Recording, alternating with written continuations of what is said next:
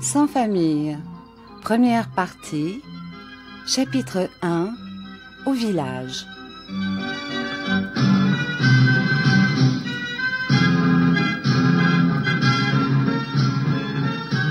Je suis un enfant trouvé, mais jusqu'à 8 ans, j'ai cru que, comme tous les autres enfants, j'avais une mère. Car lorsque je pleurais, il y avait une femme qui me serrait si doucement dans ses bras, en me berçant, que mes larmes s'arrêtaient de couler. Jamais je ne me couchais dans mon lit sans qu'une femme vînt m'embrasser, et quand le vent de décembre collait la neige contre les vitres blanchies, elle me prenait les pieds entre ses deux mains, et elle restait à me les réchauffer en me chantant une chanson dont je retrouve encore dans ma mémoire l'air et quelques paroles. Quand j'avais une querelle avec un de mes camarades, elle me faisait conter mes chagrins, et presque toujours elle trouvait de bonnes paroles pour me consoler ou me donner raison. Par tout cela et par bien d'autres choses encore, par la façon dont elle me parlait, par la façon dont elle me regardait, par ses caresses, par la douceur qu'elle mettait dans ses gronderies, je croyais qu'elle était ma mère. Voici comment j'appris qu'elle n'était que ma nourrice. Mon village, ou pour parler plus justement, le village où j'ai été élevée, car je n'ai pas eu de village à moi, pas de lieu de naissance, pas plus que je n'ai eu de père et de mère. Le village, enfin, où j'ai passé mon enfance, se nomme Chavanon. C'est l'un des plus pauvres du centre de la France. Cette pauvreté, il la doit non à l'apathie ou à la paresse de ses habitants, mais à sa situation même dans une contrée peu fertile. Le sol n'a pas de profondeur, et pour produire de bonnes récoltes, il lui faudrait des engrais ou des amendements qui manquent dans le pays. Aussi ne rencontre-t-on, ou tout au moins ne rencontrait-on à l'époque dont je parle, que peu de champs cultivés. C'est dans un repli de terrain, sur les bords d'un ruisseau qui va perdre ses eaux rapides dans un des affluents de la Loire, que se dresse la maison où j'ai passé mes premières années. Jusqu'à 8 ans, je n'avais jamais vu d'homme dans cette maison. Cependant, ma mère n'était pas veuve, mais son mari, qui était tailleur de pierre, comme un grand nombre d'autres ouvriers de la contrée, travaillait à Paris, et il n'était pas revenu au pays depuis que j'étais en âge de voir ou de comprendre ce qui m'entourait. De temps en temps seulement, il envoyait de ses nouvelles par un de ses camarades qui rentrait au village. « Mère Barberin, votre homme va bien. Il m'a chargé de vous dire que l'ouvrage marche fort et de vous remettre l'argent que voilà. Voulez-vous compter ?» Et c'était tout. Mère Barberin se contentait de ses nouvelles. Son homme était en bonne santé, l'ouvrage donnait, il gagnait sa vie. De ce que Barberin était resté si longtemps à Paris, il ne faut pas croire qu'il était en mauvaise amitié avec sa femme. La question de désaccord n'était pour rien dans cette absence. Il demeurait à Paris parce que le travail l'y retenait, voilà tout. Quand il serait vieux, il reviendrait vivre près de sa vieille femme, et avec l'argent qu'ils auraient amassé, il serait à l'abri de la misère pour le temps où l'âge leur aurait enlevé la force et la santé. Un jour de novembre, comme le soir tombait, un homme, que je ne connaissais pas, s'arrêta devant notre barrière. J'étais sur le seuil de la maison, occupé à casser une bourrée. Sans pousser la barrière, mais en levant la tête par-dessus, en me regardant, l'homme me demanda si ce n'était pas là que demeurait la mère Barberin. Je lui dis d'entrer. Au bruit de nos voix, mère Barberin accourut, et au moment où il franchissait notre seuil, elle se trouva face à face avec lui. « J'apporte des nouvelles de Paris, » dit-il.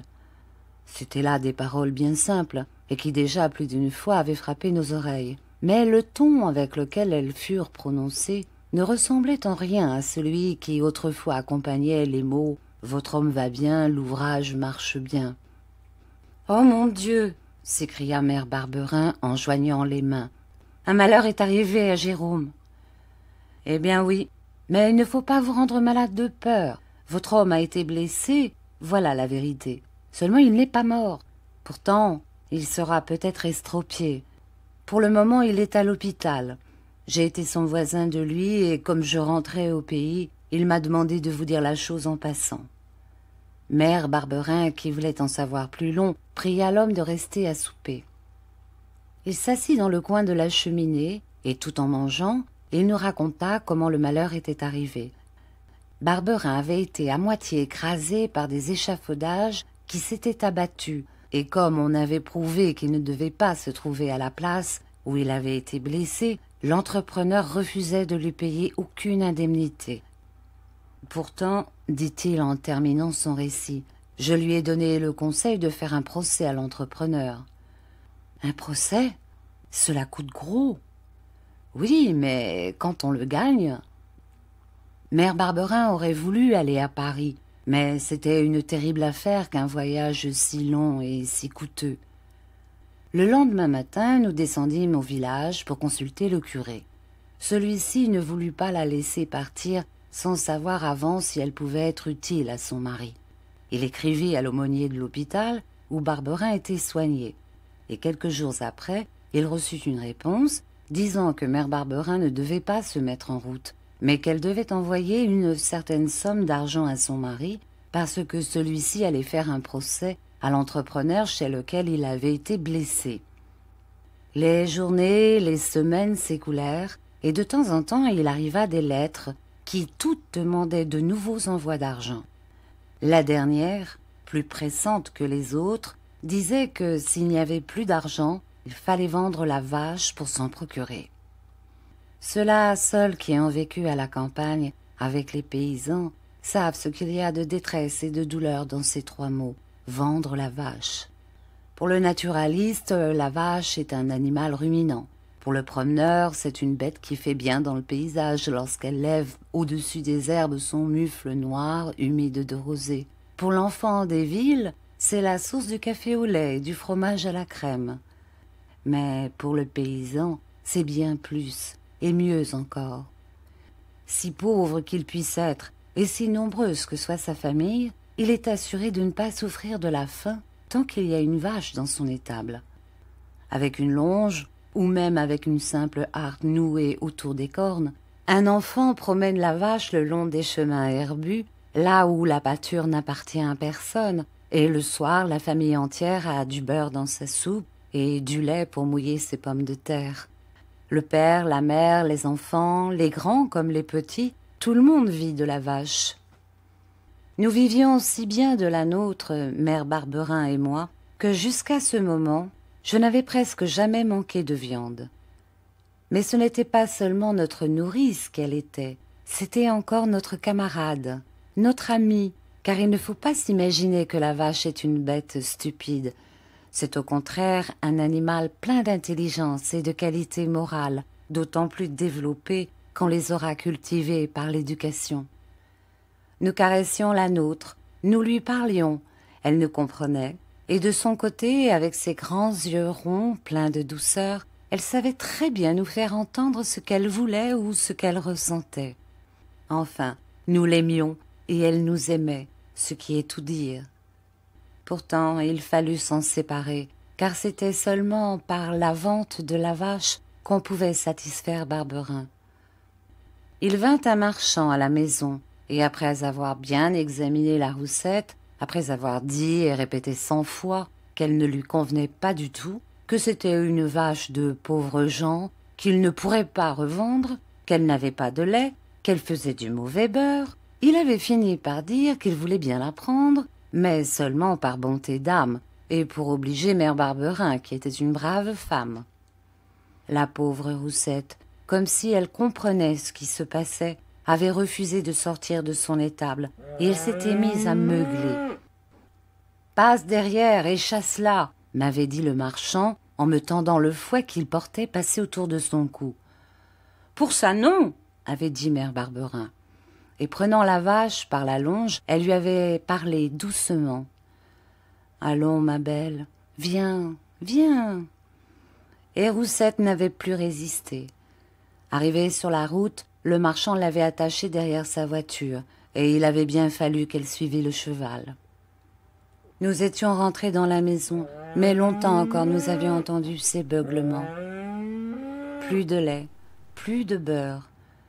Le matin, un morceau de pain, le soir, des pommes de terre au sel. Le Mardi Gras arriva justement peu de temps après la vente de Roussette. L'année précédente, pour le Mardi Gras, Mère Barberin m'avait fait un régal avec des crêpes et des beignets. Et j'en avais tant mangé, qu'elle en avait été toute heureuse. Mais alors nous avions Roussette, qui nous avait donné le lait pour délayer la pâte et le beurre pour mettre dans la poêle. Plus de Roussette, plus de lait, plus de beurre, plus de mardi gras. C'était ce que je m'en étais dit tristement. Mais Mère Barberin m'avait fait une surprise. Bien qu'elle ne fût pas emprunteuse, elle avait demandé une tasse de lait à l'une de nos voisines, un morceau de beurre à une autre, et quand j'étais rentrée, vers midi, je l'avais trouvée en train de verser de la farine dans un grand poêlon en terre. « Qu'est-ce qu'on fait avec de la farine ?» dit-elle en me regardant. « Du pain ? Et puis encore ? De la bouillie ? Et puis encore ? Dame, je ne sais pas. Si, tu sais bien. Mais comme tu es un bon petit garçon, tu n'oses pas le dire.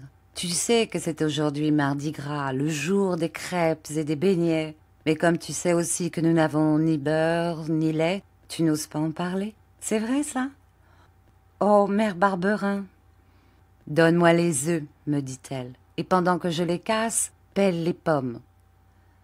Pendant que je coupais les pommes en tranches, elle cassa les œufs dans la farine et se mit à battre le tout, en versant dessus de temps en temps une cuillerée de lait. Quand la pâte fut délayée, Mère Barberin posa la terrine sur les cendres chaudes, et il n'y eut plus qu'à attendre le soir, car c'était à notre souper que nous devions manger les crêpes et les beignets. « Casse de la bourrée, me dit-elle. Il nous faut un bon feu clair, sans fumée. » Alors Mère Barberin décrocha de la muraille la poêle à frire et la posa au-dessus de la flamme. « Donne-moi le beurre. » Elle en prit, au bout de son couteau, un morceau gros comme une petite noix, et le mit dans la poêle, où il fondit en grésillant.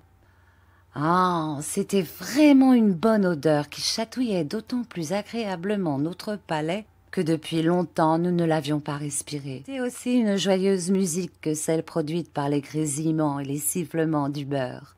Cependant, si attentif que je fusse à cette musique, il me sembla entendre un bruit de pas dans la cour. Qui pouvait venir nous déranger à cette heure ? Une voisine, sans doute, pour nous demander du feu. Mais je ne m'arrêtais pas à cette idée, car Mère Barberin, qui avait plongé la cuillère à peau dans la terrine, venait de faire couler dans la poêle une nappe de pâte blanche, et ce n'était pas le moment de se laisser aller aux distractions.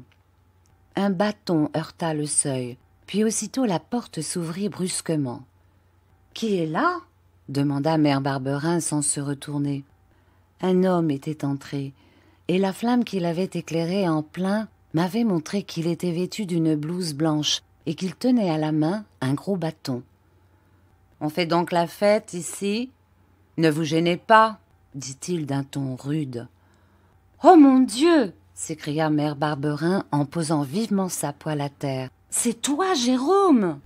Puis, me prenant par le bras, elle me poussa vers l'homme qui s'était arrêté sur le seuil. « C'est ton père !»